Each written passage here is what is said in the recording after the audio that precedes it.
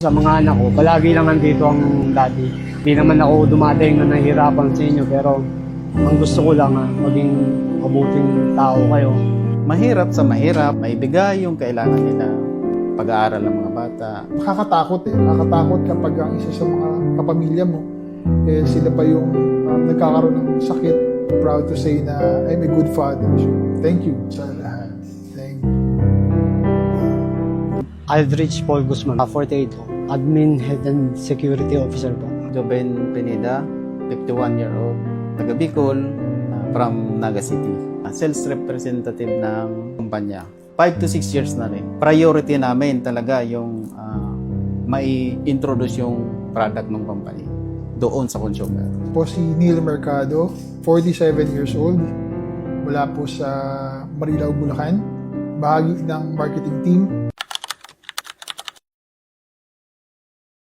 Madalas kong nararamdaman yung yung kita sa kabinti ko. Rounds ko po, ikot-ikot, tapos supervise sa mga tao.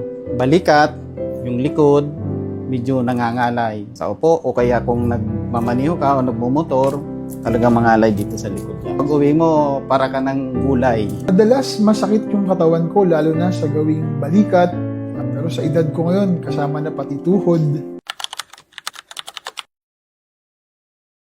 Para po sa pamilya, pagtapos po ng pag-aaral ng anak ko. Nakikita ko naman po yung bunga ng pagtatrabaho ko kahit naman paano. Naging maayos naman po yung pag-aaral ng anak ko, tapos nasa rin po palagi siya, Dean's Lister. At graduating na rin po yung anak ko ngayon. Maibigay yung kailangan nila, pag-aaral ng mga bata, ipoprovide mo, dapat ganun din sa kanila. Rest day o day off. Ako naman yung tagaluto, tagalaba. Family ko. Yan ang hingahan ko ng problema ko sa buhay. May mga personal tayong mga hindi nagdadaanan minsan. Nandyan sila para makasama mo sila. Sila yung makikinig sa'yo. Na-down po ako na walang-wala, nawalan din ako dati ng trabaho, ilang taon din po. Pinursige ko rin po yung sarili ko para yung hirap na pinagdadaanan namin mahanapan ko po ng solusyon. Para sa pamilya ko po, sa mga anak ko po. Binaha kami.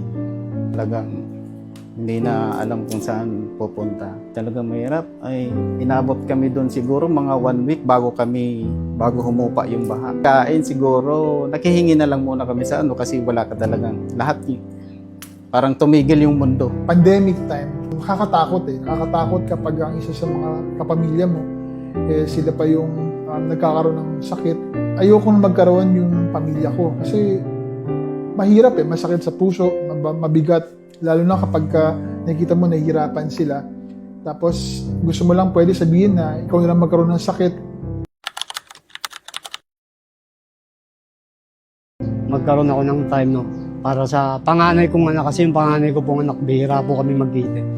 Sobrang miss po. Magbabanding po kami, sir, kakain kami sa labas.